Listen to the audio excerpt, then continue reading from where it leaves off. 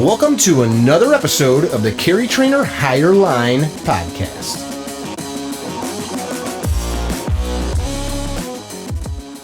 Hey guys, welcome to another episode of the Higher Line podcast. I've got a friend of mine today. This is actually, he used to be a customer, so I used to have to say sir.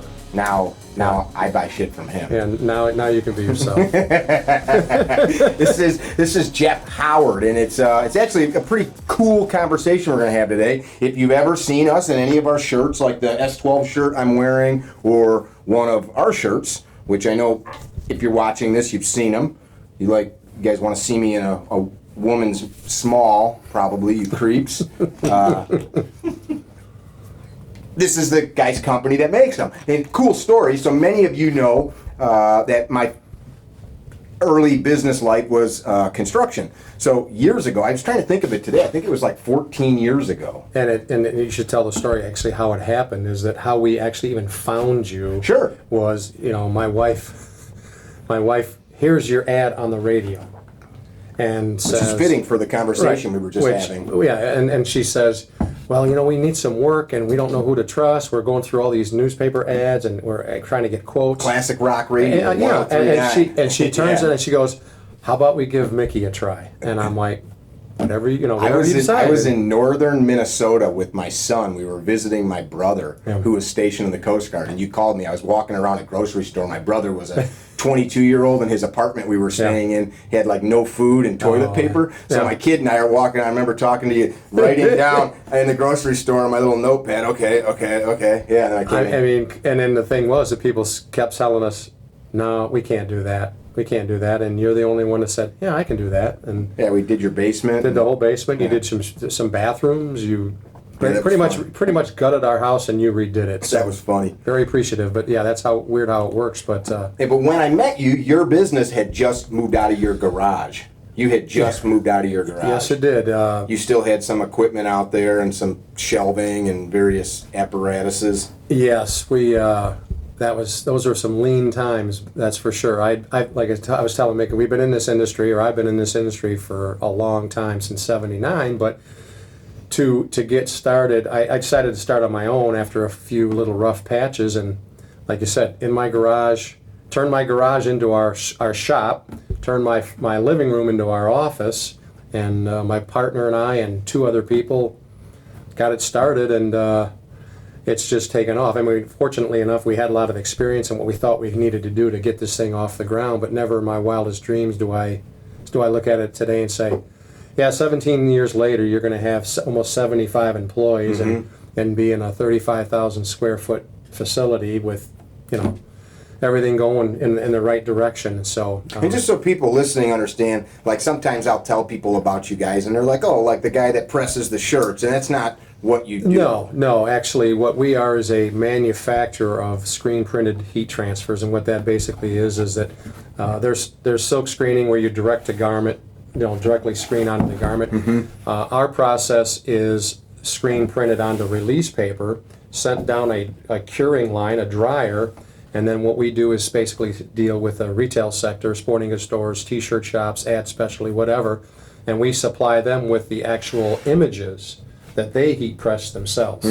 Now we do. They got whatever clothes they want. Yeah, they have their own clothing lines or whatever. They've stocked shirts and whatever they need to order. They basically order the imprints from us, and they have their own setup where they have their own heat press, which is it's not done with an iron. Trust me, you need a legitimate heat press. Trust me, we've had numerous phone calls. These aren't working. Yeah, I use my iron on that, and they just don't seem to be sticking real well. I'm like, oh God, this is not good. But for the most part, people, nowadays they get a lot of instruction, and you go online, and you go on how to, when I want to start a business. Yeah. I want to start a screen printing business, and they basically give you the entire model of what you do, but. We do some printing in-house for local schools that don't have that set up, but most of the people we deal with are all set up with their own presses and so forth. So we're supplying them with just the images. But in your case, obviously, that's not what you do. Yeah. So we're doing a favor for him for all the work he did. I feel obligated. Is that why you're doing it? Anything he needs, I go ahead and say, yeah, all right, we can do that. We can print that for you. So that's funny. I wanted to have this conversation with you. I was in the office one day picking some stuff up from you guys, and you had just moved to your now second building, Right. which is a big, beautiful building, and you've got nice offices, and it's all the ink smells, and you got your logo everywhere. And I Yeah. said, man, this is freaking dynamite. Yeah, You guys, you've been grinding it out, and now you've got this big, got a gym there. It's hard to believe, like you said, this is our second facility now. We when we had to move out of the house, which was we started it in 2002, May of 2002. The idea came to us during that winter, but so 2002 in May is our first paying customer. I'll never forget it. And 6 months later, it got to the point where, you know what, we can't do this in the house anymore, but for several reasons.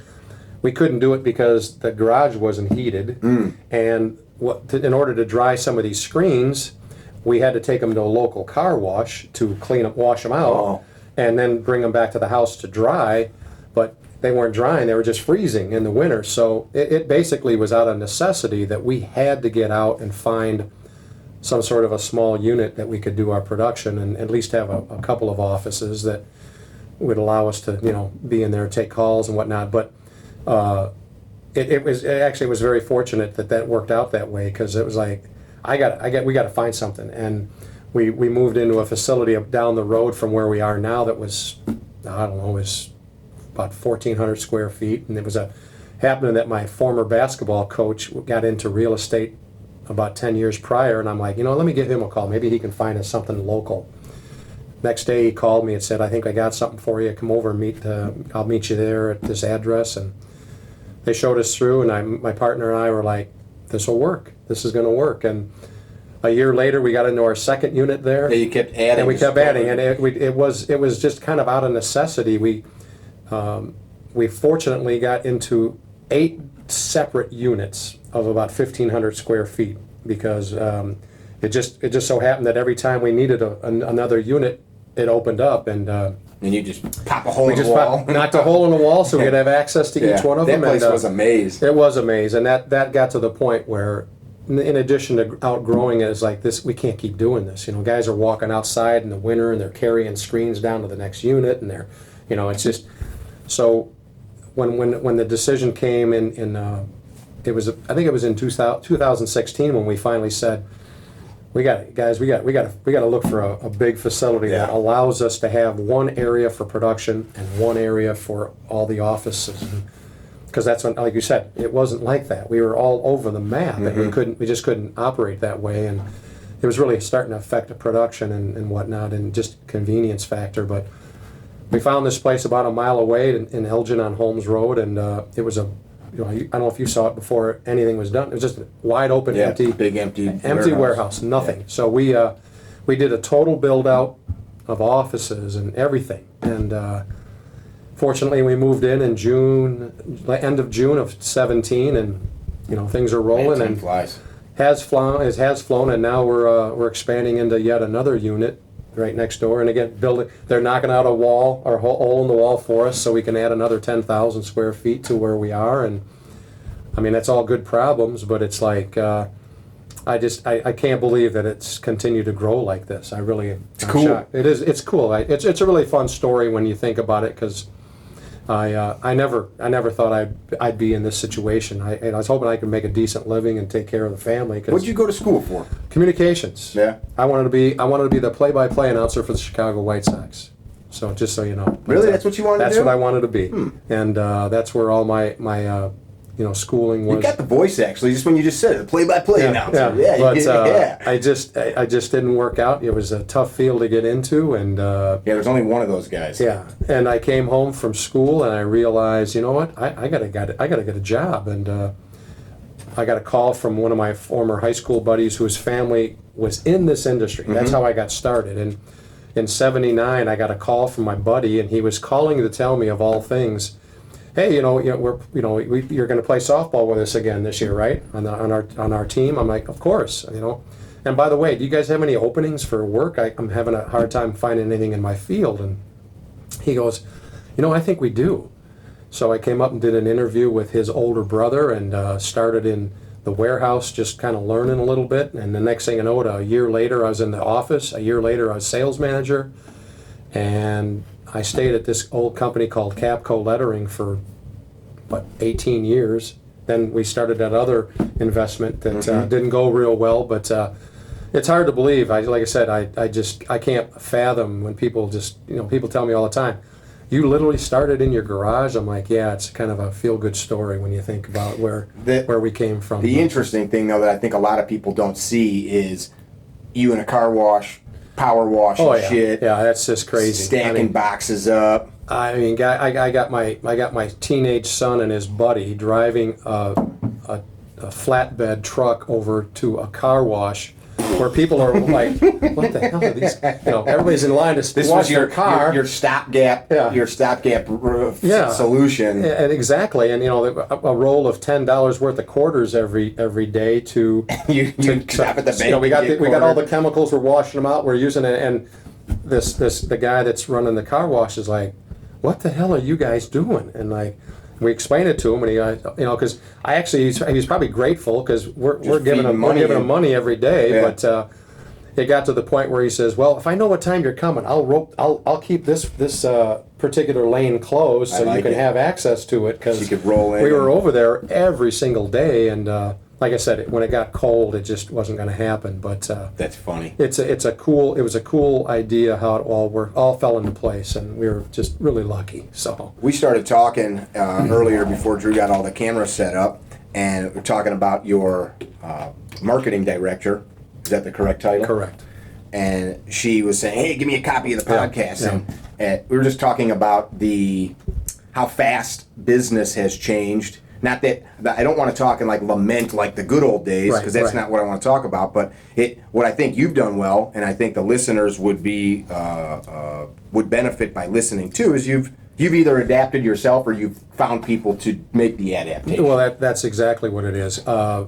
As we talked about before we came on the air, is that I just felt like I was too old to try to learn all the intricacies of the business in terms of social media and the computers. I grew up in a day and age when it was handwritten, phone calls, regular mail, and so it was a little tough of a transition for me. And I just decided, with all the young guys that were there, because it's a family-owned business. I got my two sons, my wife worked for me, my brother-in-laws, friends, cousins, everybody.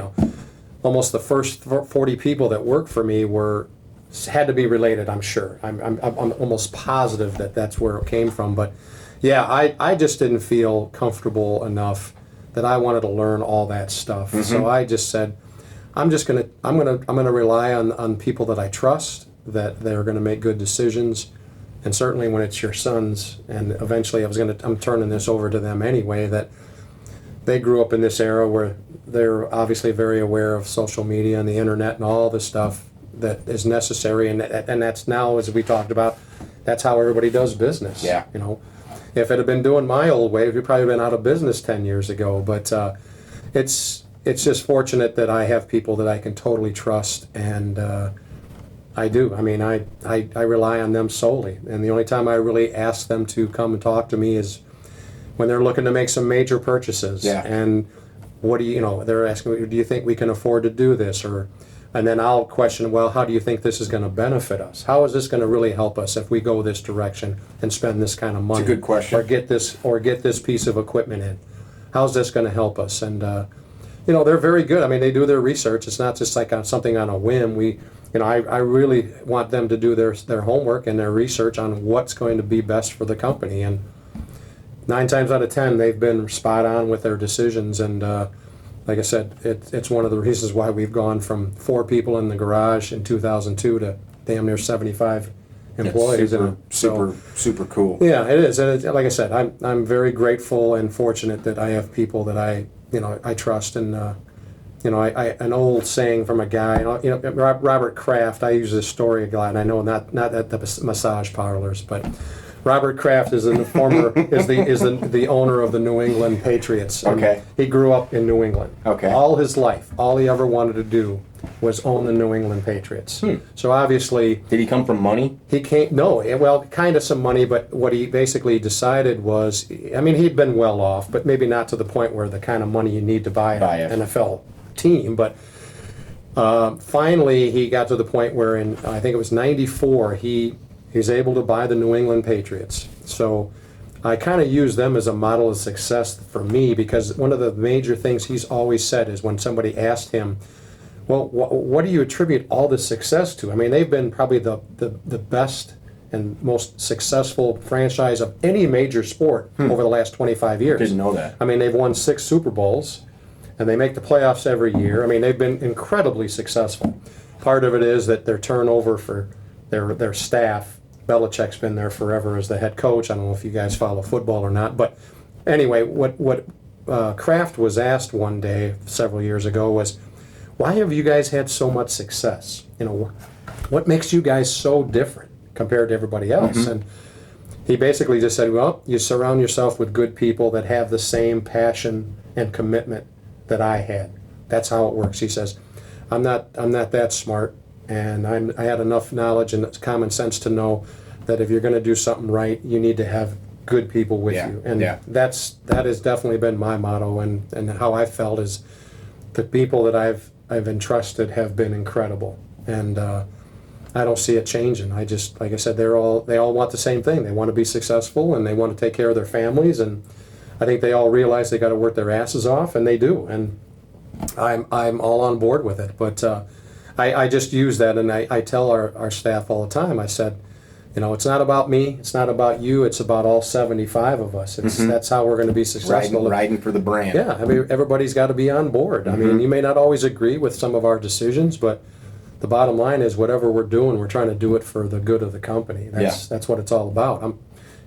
I've been in your office enough times over the years that you can sense, like if you go into, for example, certain department store, and where you know the people are not happy there. They're grumpy, they're assholes, they're short-tempered. Sir, ma'am, can you help me? Yeah, I know. It's almost like it's a chore for them to help you. Yeah. I've had people tell me that. It's funny you say that people have come in and said, wow, I love the atmosphere here. Yeah. And you can tell people want to come into work. It'd be a lot cooler if you had some beer.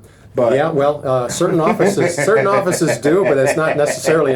Actually, it was funny because I had said, you know, I should call Mick and have him build a little bar in that little. There you go. In that little lounge area we have, and stock it with. But every your buddies would be in there. Hey, what's up? I would say, but usually every Friday afternoon when it's not crazy busy, at about 3:30, I tell them, okay, you know, they can open up their bottle of wine or have a few beers to end the end of the week. But again, I think that's something that, as little as it might be, it kind of goes. It's appreciated to have that opportunity, and you know, we expect people to put in their work when they're there. But if there's emergencies, which come up all the time, you know, some kid's sick or they got to leave. I'm not an iron fist guy. Say no, you got to be here 8 to 5 Monday through Friday, whatever. It's if there's a problem that comes up, go take care of it. You know, I know people appreciate that, and. It's like I said, it's just a good feeling, and I know that for the most part, I think people feel like we're pretty fair, you know, and we do things. You've got tons of employees that have been there for years and years. And I think that's one of the ways I can attribute to our success is that I know that if we weren't doing things right, our turnover would be a lot more than what it is. And like you said, we have people that have been in with us since, you know, every time we've hired people. I very seldom lose people. Yeah, you know, and I mean that says a lot. I get it. You know, and part of that is because I think we pay people pretty fairly. I've had people leave to try to go on another opportunity, thinking they could similar industry, and then have come back and said, you know what, it just didn't work out. Prodigal son. This didn't work out. Sorry, could you, is there any chance you could, take me back? And, And I mean, it's not everybody. I mean, the toilets need cleaning. Yeah. But that's a joke. we've had a lot of really good people that have been with us for a long time, and I'm just, like I said, I'm just really lucky. I'm very blessed. I'm grateful that people want to be on board. It's fun. I appreciate the humbleness about it, but that's bullshit. It's not. I'm not saying that you're spinning bullshit, but having been self-employed over 20 years myself, there is. You've created an environment where people get to enjoy themselves, and that's a really good thing. Well, I appreciate that, but I mean, when you're in a situation where I almost lost my house when I left my job because I wasn't happy at one of them prior, and you're sitting in your basement and you're thinking, how the hell am I going to make this go and not lose my house? Got little kids coming. Yeah, I got kids in grade school and high school. I'm like, and I got to do something. And when I finally made the decision, which I'll tell you that story, it's I'd been in the industry, and it was all of a sudden a matter of, okay, I can't do this working for this other guy, and I need to get out. But what am I going to do? How are we going to make this work? So my partner and I, who'd been together for years, finally said, I said, you've got all this product knowledge. I've got all these sales, all the sales background and all these customers. Why don't we just start our own business? And his first question to me is, how are we gonna raise money? How are we gonna get some working capital? I got to have some money to buy some equipment. I said, well, let me call my customers. Let's see what they have to say. Let me explain to them, because when I left and my partner left this other business, it went to shit in a hurry, and the product was bad, the service was bad, and I knew that if I could get this thing rolling, that we'd be successful because of his knowledge, and I just wasn't going to let this fail. And your customers knew that you would take care of it. I did. I mean, I'd built up a trust with them over the last 20 years in the industry, and so I just told them. I told my buddy and my partner, I said, I'm just going to call these people and explain the situation and say, here's what I'm trying to do. I want to start this business up. I need your help. I need some working capital. If you could help us out by giving us some money, I'll pay you back in a year with 10% interest. First 15 calls I made, where do you want me to send the check? I'm like, I was freaked out. I'm like, not a single person said no.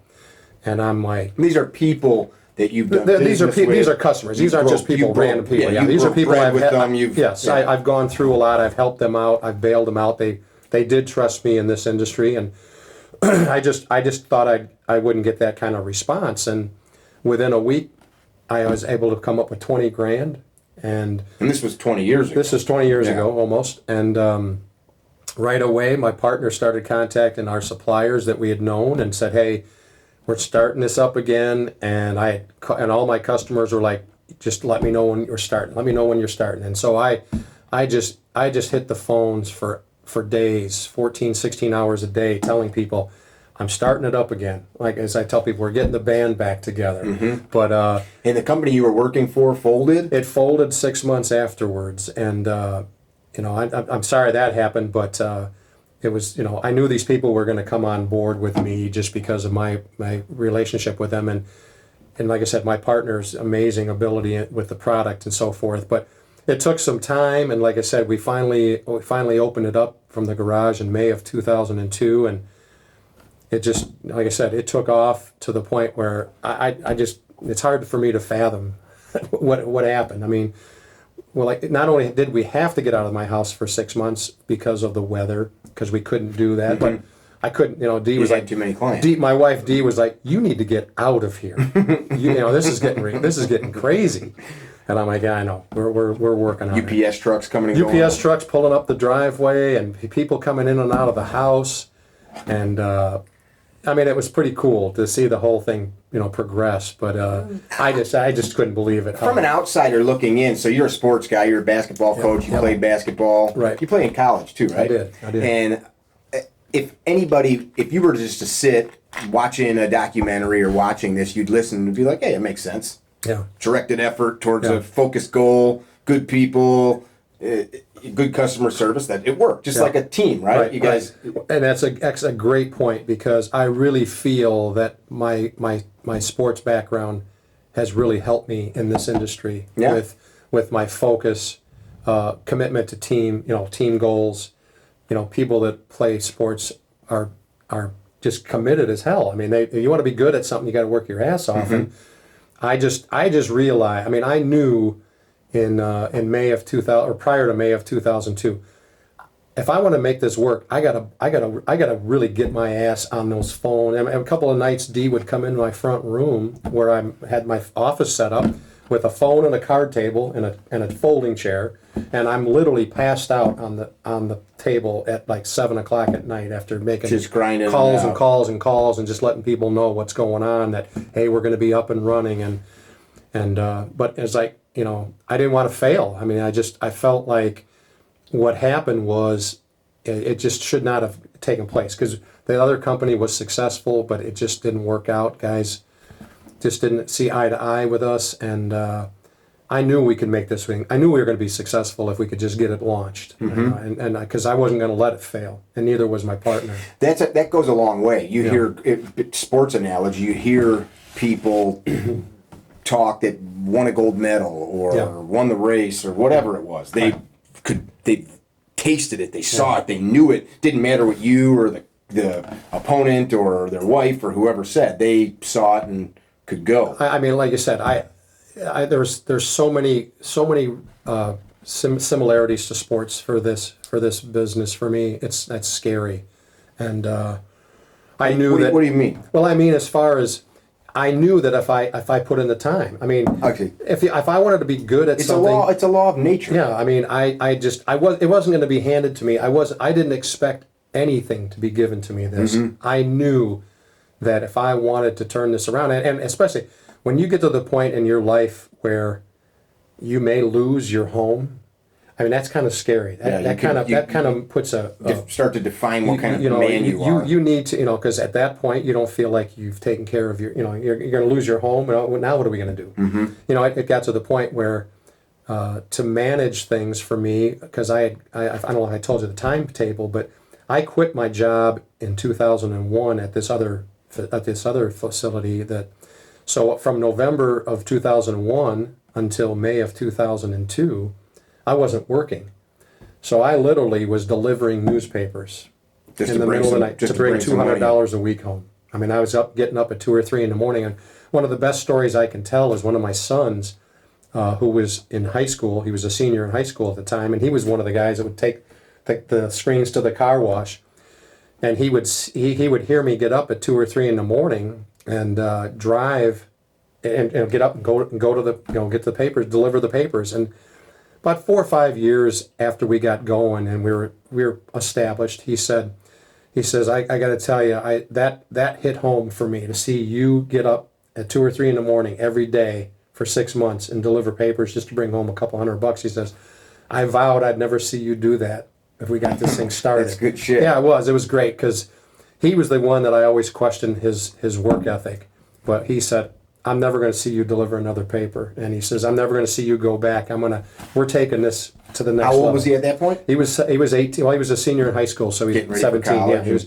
But I just love that story, because I never knew he even knew I got up in the middle of the night. And I was doing that until at some point he realized, well, he's got to be going somewhere at 2 and 3 in the morning to go try to make some money. And when I told him, I'm delivering newspapers, and he just was like, what the hell? And I'm like, yeah, well, you got to do something. But I really appreciated him saying that he noticed. I appreciated he's like, I really appreciated that you tried to do that. He says, but I'm never going to see you do that again. We're not turning back. This is taking off. We're going to the next level. And fortunately, every year since we began, other than 1 year, we've made money. We've continued to expand and grow, and from our garage to 2 or 3 customers to 10 to 15 to now about 2,500 nationwide. Hell, we even got customers. And these aren't people like me buying a couple boxes of T-shirts. These are like universities stamping out their whole. People that have their own screen shops. Embroidery shops. It's all basically retail sporting goods stores, whatever, ad specialties, and so we're kind of limited in our customer base. But if anybody's interested, there's all kinds of places that you can go to and say, hey, I want to get some shirts made up for my reunion, or I'm going to this event, or this or that. I just saw Howard Custom Transfers. I saw the guy on it. I want to get shirts or something from him. Could you go? Could you order? And like I told you earlier, I think most of the people in Illinois, for the most part, I think locally here, probably deal with us anyway. So, but it's not like we just have anybody walk in off the street and say, "Hey, I want a T-shirt." Like, no, it doesn't work that way. But it's worked out real well. Our marketing has been amazing, and we touched on there. It's There is some print media that we do in like a trade magazine in our industry, a couple of them, but we're very minimal there because now everybody's... What we were talking about Yeah. was the massive change. Yeah. I used to have a Yellow Page ad, which I'm sure you did. You'd sit down at the local diner with the Yellow Page guy or gal, right? And they'd sell you, they get their whole sheet, and you buy your ad for the year. Yeah. Oh, shit, man, should I go $4.99 or something? Yeah, and that stuff's all gone.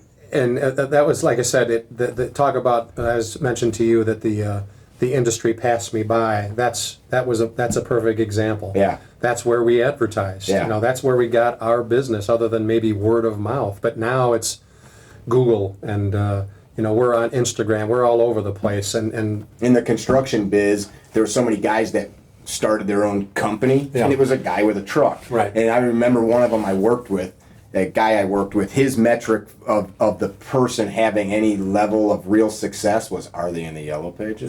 like, because it was a nut you had to crack. Like, you had to spend a couple $1,000 bucks. Absolutely. So you at least had some skin in this game. You weren't just a guy like off doing handiman work, which isn't a bad thing. No, but it used to mean something. Now it's a joke. It is. I totally get that. And the other thing that we're trying to do more of that was big in the 80s was trade shows. Oh, yeah. 70s and 80s. Now you're doing that? We're trying to get back into it a little bit because a lot of our customers are asking about us, about, hey, are you going to this trade show? And like I said, for about 20 years, it just became extinct. Just damn near nobody, once the internet, once you got internet and people would go on, everything was email or whatever.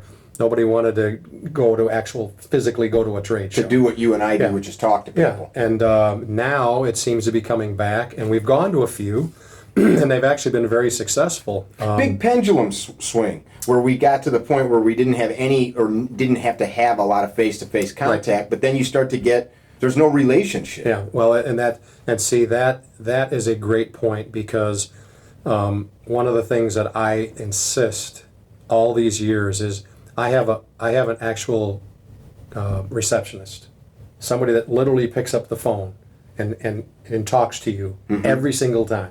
Because not everybody is well versed in, there's still a lot of people are doing this that are in their 50s and 60s that grew up way before all this internet and all.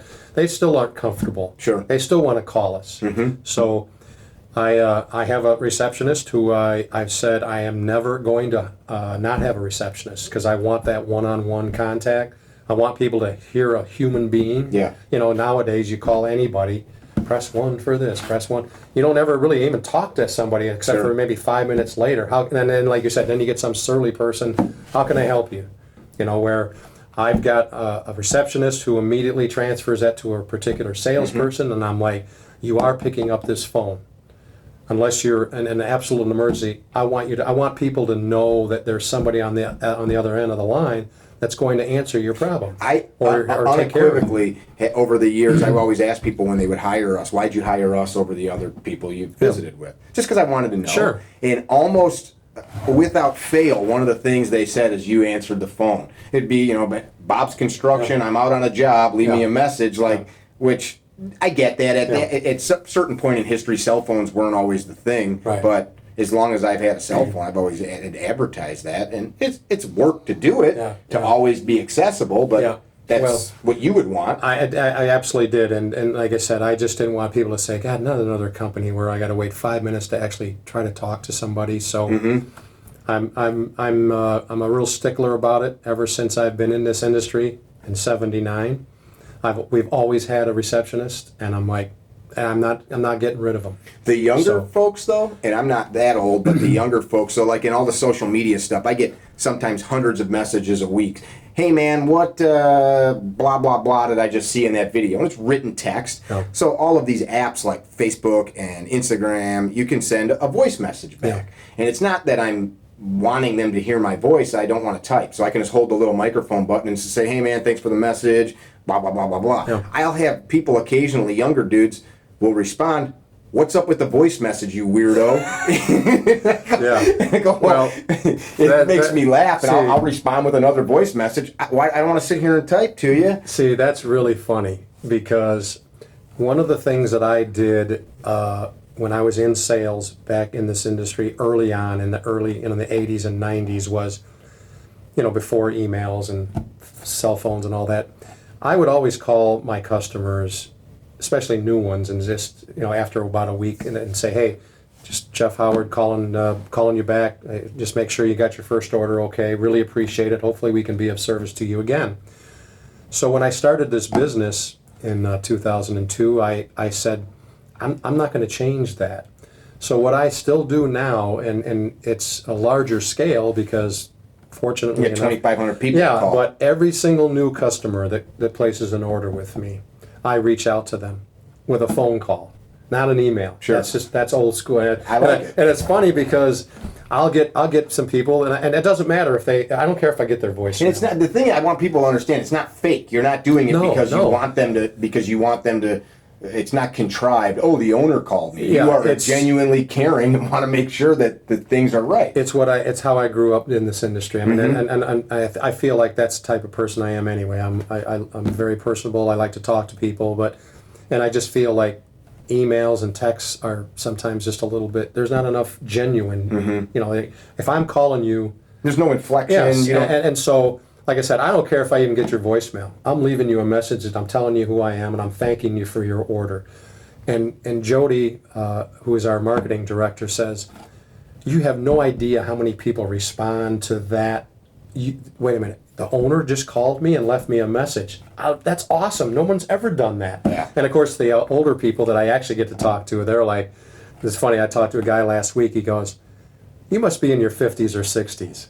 I said, yes, sir, I am. And he goes, nobody calls people anymore if they're if they're 40 and under. I'm like, he says, you're definitely old school. I'm like, yeah, but that's how I grew up, and that's how that's how I'm comfortable, is just calling people and chatting with them. Yeah. And I want people to know I appreciate their work. I think a lot of people just take things for granted too much. People could order from hundreds of other people other than Howard Custom Transfers. There's a lot of people out there doing it, and I think one of the reasons that people do order from us is I think they see that we do genuinely care, and that that every single person, whether it's a $100 order or a $1,000 order, it means something. So, Sure. I mean, that's the approach, and that's how I've told people. I said, this is our model. This is how we're gonna handle it. If you guys have a problem with how I've set this up, then maybe you're not the person that should be working here. But I like that. I think everybody just feels that they see how we've been successful. And it's a culture of the business. it is, and like I said, I get more and more people just saying, I can't believe you called, or he left me a message. Nobody does that. So You've probably heard, and what I'm about to say, I don't agree with all the time, but people like to say how you do one thing's how you do everything. Yeah. And I don't always agree with that. Like, you're really neat and tidy. That I am. You like your desk, your car's always clean, Yep.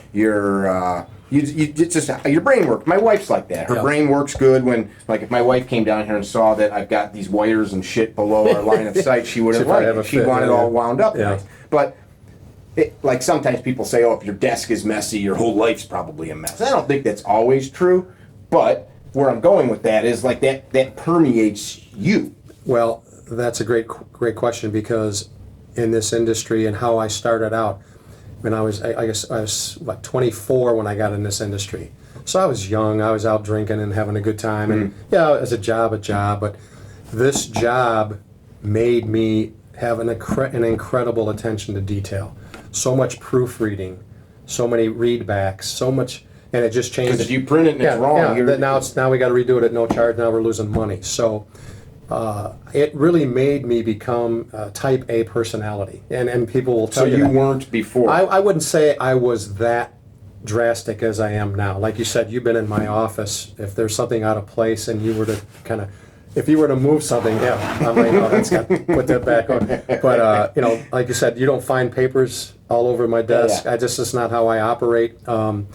Unfortunately, and as my wife will tell you, that I get to the point where I wouldn't leave for the night Till it was squared till it was away. done, until I felt comfortable that there was nothing on my desk. And it's like, you don't have to do that. It'll wait till the next day. And I'm like, yeah, but you don't know what tomorrow's going to bring. Yeah, square Tomorrow, away. tomorrow may be a day where it's just total madness, and I can't do that. Problems compound. Yeah. So I've always had that mindset, but you're absolutely right. I never I never realized until I started in this industry and how I needed to be in terms of the detail and all that going on, that it's made my life like that. Whether it's my car, my office, anything else I do. You know, when I organize, I'm a kind of a social chairman. When I plan stuff, you know, I almost pass out guys their itinerary. Here's how the weekend's going. Here's what we're doing. You learn where you can get away with stuff. Like we've got a trailer that we use for work, and I've got a buddy I like things organized, but I got a buddy that'll look in that trailer and he wants it more organized, and he busts my chops. And I go, I got no reason to, because when I pull up to the next spot, everything in there just gets dumped out on the ground. It's not like a file drawer where it needs everything just comes back out and it goes back in. So I know I don't need to waste the time to do that. Well, and plus you probably know, and sometimes people will tell me, well, you know, I like it like this. I know where everything's at, but I'm like, nah, I'm not talking about that kind of. But I know, I know what you mean. But I just, like I said, you got to learn. I just know what's best for me, and it's worked for me. So that's how I do things. I think at times my staff gets a little annoyed because I'll say, you know, can you take care of this? All right, I took care of it. I said, double check that. You know? Everything for me is double check it, triple check it. And like I said, it's because a lot of the things that we do, almost everything we produce, needs to make sure that it's proofread. At least in my era, when I grew up and doing this in the 70s and 80s, as I told you, all the orders came in just in regular mail or phone calls. Now people are going to call me and say, I need Christian Academy spelled over this bulldog in the middle, and so I have to read back Christian Academy to them. Now when the art department produces it, I literally have to make sure that it's spelled correctly, that it's the right height, that it's the right piece of clip art in the middle of it that's going on the shirt. Sure. I don't have it. It's not like somebody sending me a file that says it's open in print now, that it's going to be exactly what you want. Well, if it's wrong, that's your fault. Back then, that's how I grew up. I needed to know. I had to do it all myself. I had to read it to them. I had to make sure the spelling was done correctly, the size, Makes the color. you efficient too when you know that all that stuff takes time. It did, and like I said, it just, when I look back now, I was like, God dang, how did I get through a day? Because there'd be days when you're trying to do this. Now, we have so many salespeople now that if they take 50 orders a day, that's a lot. Back in the day, I would take 75 to 100 to 125 orders a day, and literally have to do that with almost every single order. And you're handwriting a lot of stuff. Handwritten everything. Yeah, you didn't have boiler. Yeah, phone call, handwritten, you know, and then the film with the film positive, which is how the artwork is produced. Okay, spell it out, get your ruler out, check the size, you know, everything. And it was Crazy. like, so that's where my real attention to detail came, and how I am like I am. But There's so much similarities whenever you look at people that have any measure of success in anything, like we said, sports. Yeah. You know who Grover from Attack Athletics is? He wrote a book on Jordan, Relentless, I think it's called. Yeah. Did you ever read that book? I did. Great book. If any of you guys are interested in that sort of thing, look it up. But the one main takeaway from me was his Jordan's ragged desire to be the best, no matter what.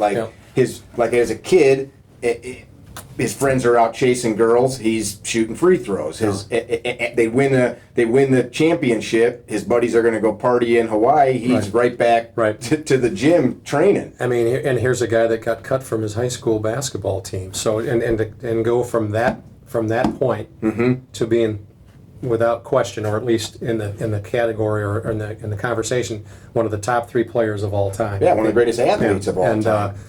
And just.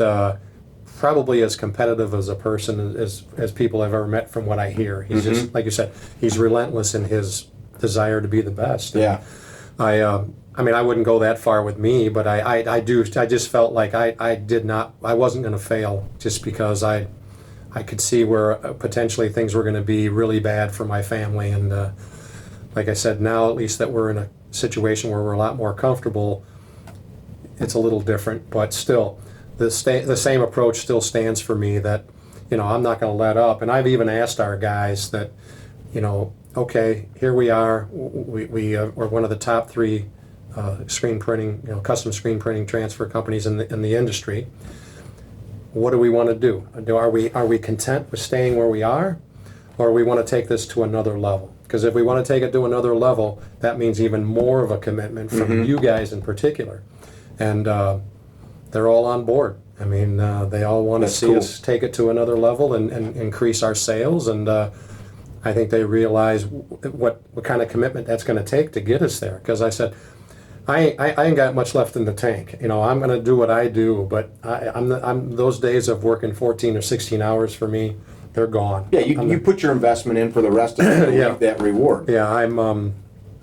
You know, like I said, I've turned it over to my sons and their best buddies, and it's like I said, it's kind of a cool group of people. But Not to take anything away from any of your employees or anybody else's employees, it takes a certain person to be the dude delivering the newspapers. And you may not agree, but I know a lot of people that are awesome at their job, but Yeah. they're not the dude that or dudette that can say, yeah, I got nothing. Yeah. I'm dialing for dollars. and I'm not going to go deliver newspapers for Yeah. $200 a week. But Yeah, most people Yeah. won't do that, but there's many people that can step into something that's operating and excel, Right. but they don't have that dig down deep into a dirty, dark spot and get stuff done. Well, again, I'm going to attribute it a lot to the sports, growing up in sports and trying to be as good a player as I could, and the time and effort to be. Were you good?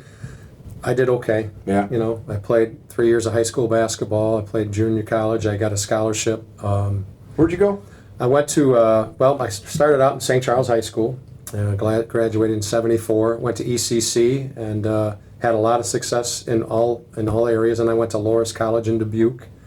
And fortunately, I had success at all levels. And like I said, it really kind of got me in a good position in terms of my work ethic. I really feel that was a great point you brought. I really feel that's really helped me.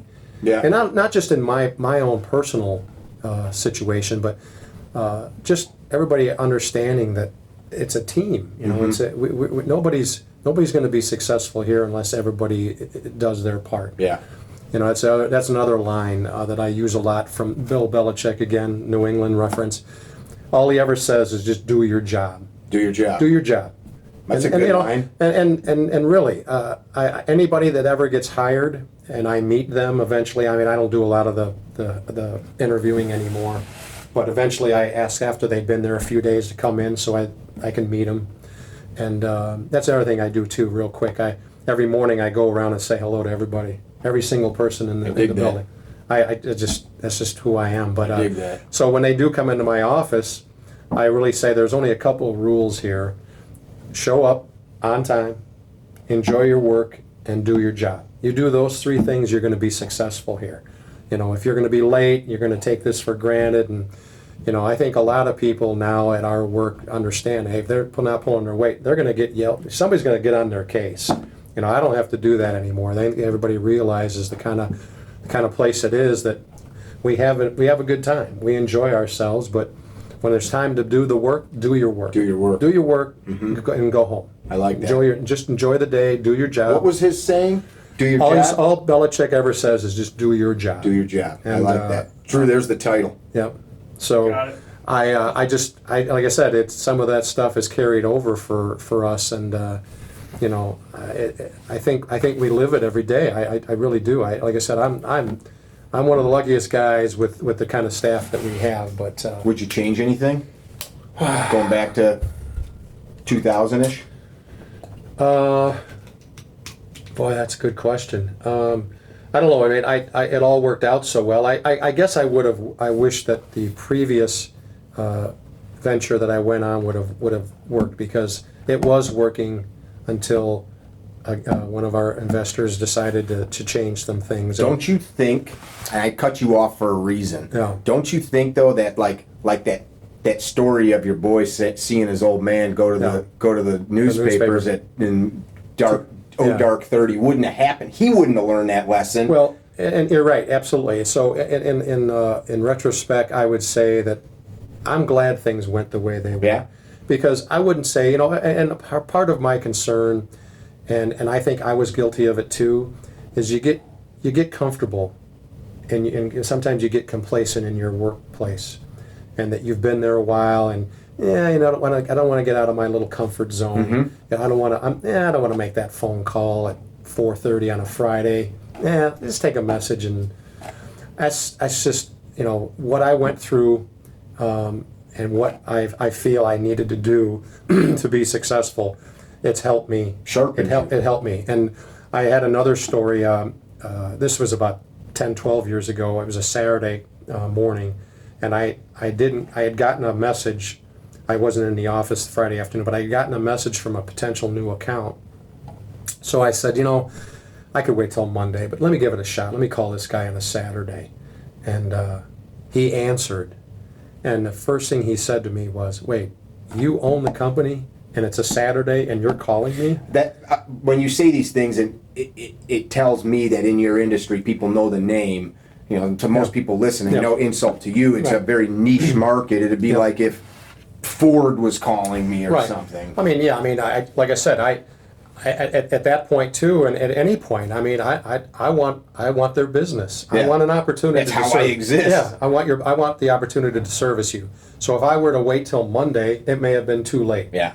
But again, that's just kind of been my Strike MO. when the iron's hot. Yeah. So he was interested. I called him, and the next thing I know, he started placing orders, and he told me the only reason that he gave us a shot was I called him back that Saturday. That's cool. So.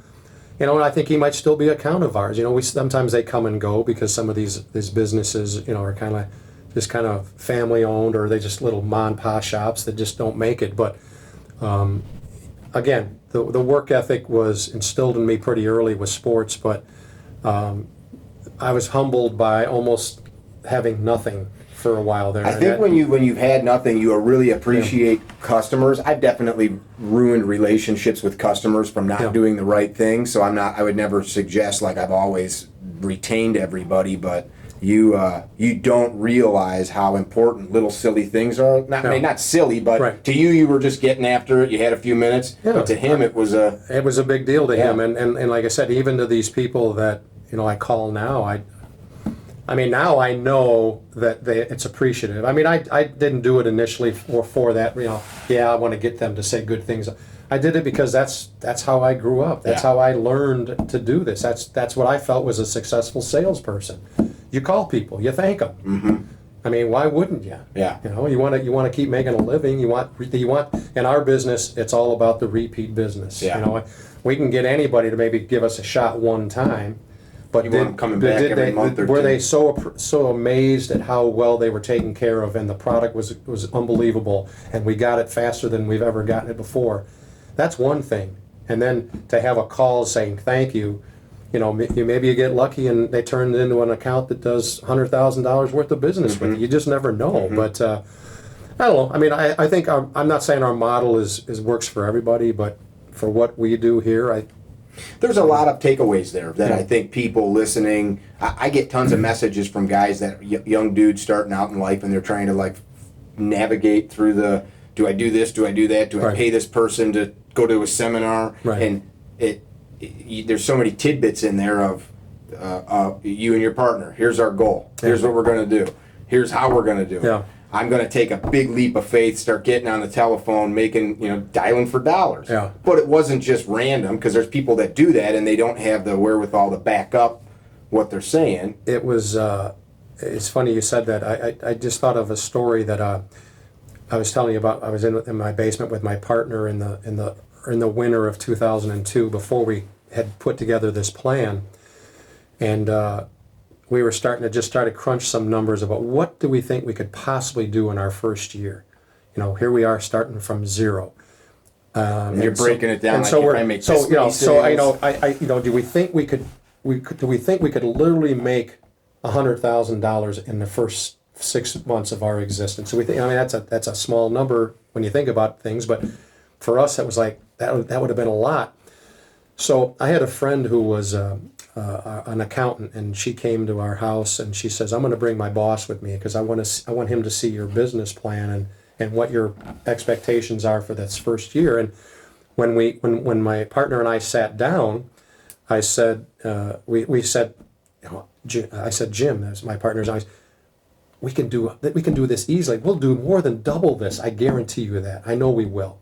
He says, well, I know that too, but I didn't want to put our numbers too high. So when we showed this accountant and her boss, they both said, those expectations are unrealistic. You're never going to meet You're never that. even going to meet this. I'm like, okay, thanks. We Have a appreciate good day. thanks for your advice, but we are going to meet this. We're gonna, and we actually doubled our initial thought process of what we could do the first year, and then, like I said, then the rest is history. But There's such a big lesson there too, because a lot of people, well, they're professionals. They know what they they're were. saying. But I also said to myself, look, we've been doing this a long time. I know, Jim, that you know this product inside and out. I know these people will order from me. I know that they have my trust. And all we need to do is just get this thing launched. And then the rest will take care of itself as long as we put in the time and effort. And we did. Yeah. And it just took off. But yeah, if I listened to everybody that said you can't do this, then we probably wouldn't be sitting here right now. I But, have that conversation yeah. with people all the time, and it's at some point I got to the point at some point where I didn't even want to take the energy Yeah. to explain, Yeah. because it's like if I stopped and explained to everybody that you got no business doing what you're doing, I don't have any time to do what I need to do. I don't know. I knew what I was capable of. I knew what we could have been capable of, and again, it's not the model for everybody, but I knew we could be successful. I mean, we put out a great product. We take care of the customers. I just like, we can't fail unless we're just not going to put our time and effort into it to make it work. It is actually that simple. It's funny, like people always talk about, there was a little luck involved. Sometimes, but like it's not as much as I think sometimes the folks that haven't gone down that ragged road to success understand it. It's not you make your own luck, but yes, you may have people that help you. Yes, maybe the tides came in at the right time for you, but you still have to see it, jump on it. Yeah, I mean, okay, granted, the customers that sent us the money to invest in us initially with the working capital. I mean, I know where you're going with this. If everybody would have said no, okay, you'd have found another way. I would have, because at that point, you're not going to be able to go to a bank and say, hey, I want a loan. Well, let me see, what are you doing for a living? Well, I'm not working, I know that I'm going to get up right out of that meeting and go home. Right. But, you'd have figured something else out. yeah, we would have done something. But I really had confidence because of my relationship with these people. Which you put in the effort leading up to it. So, but it's like I said, it's a pretty good feel-good story for me to see where we've come. And, another nice thing too, I've got some of my employees have come up to me and said, I didn't know what I was going to do with my life coming out of high school. I didn't go to college. I couldn't get a job for more than, $8-9 an hour or whatever. And now I'm in charge of 30 people out there, and I couldn't have done this without. That's cool. It is kind of cool. And, we just, like I said, put in your time, do your job, show up, and I truly believe that people will be compensated. Mm-hmm. And that's one of the other things I tell people is that nobody wants to work. If everybody would be handed money to not do anything, but you wouldn't do that. I probably wouldn't. That's a lie. I wouldn't do that either. I guess you're right. But I think some people would be like, they work because that's the same dude that money. wouldn't go deliver papers, and it's not that one's better than the other. It's just the hard one. Yeah, but like I said, I'm going to put in the time and effort, and even though I don't work as many hours, I still feel like I'm still doing my part. I've never viewed this as this isn't my company, this is our company, and I have stuff to do. I mean, I'm not going to come in there. I could doing your job. Just sit at my office. Yeah, I do my job. How about this? I ask folks this from time to time. Parting thoughts from you. If the people listening or watching us, some of them could be a young person or an older person, and if what you're about to say to them was the only thing they'd ever hear from Jeff Howard, what would it be? Well, I would just say trust your instincts, and everybody can make things work. I mean, if you put in the time and effort, I know that's an old cliche that don't ever get shut down or just get discouraged. You're not always going to be. It's not always going to happen overnight. It's not always going to be the first time. But just don't quit on stuff. Just keep pushing, and you like something, you got a passion for something. Trust your instincts and go for it. I dig it. That's what I did. Do me a favor. Behind you, we've got that piece of art. Anybody that comes in here for the last couple months, we haven't put their name and date on it. Oh, cool. Wherever you dig. Oh, nice. That's pretty cool. a friend of mine was like, you should have people sign that. I'm like, sign it? I paid to have that thing made. And then we started doing it. So it was a good idea. Yeah, that way when we're all long gone, somebody can look at it and see all these cool people. I appreciate it, man. I'm glad we finally got a chance to do it. It was great to come in and see. I really appreciate the time. I enjoyed this. So if you guys appreciated it, I would suggest you share it. Share it with your friends, and maybe if a couple tidbits that came out of here were something beneficial for you, if it resonated, act on it, man. Nothing comes easy. Nothing worth a shit ever just falls out of the sky. And if it does, it's probably just shit. No doubt. Cool. Thank you. Appreciate it. Thanks for having me on, man. That's fun. Visit our website, carrytrainer.com, for information about classes held throughout the U.S., Carry Trainer apparel, and upcoming projects. You can also email us at training@carrytrainer.com for information about setting up your own private course or speaking engagement. Training@carrytrainer.com or carrytrainer.com.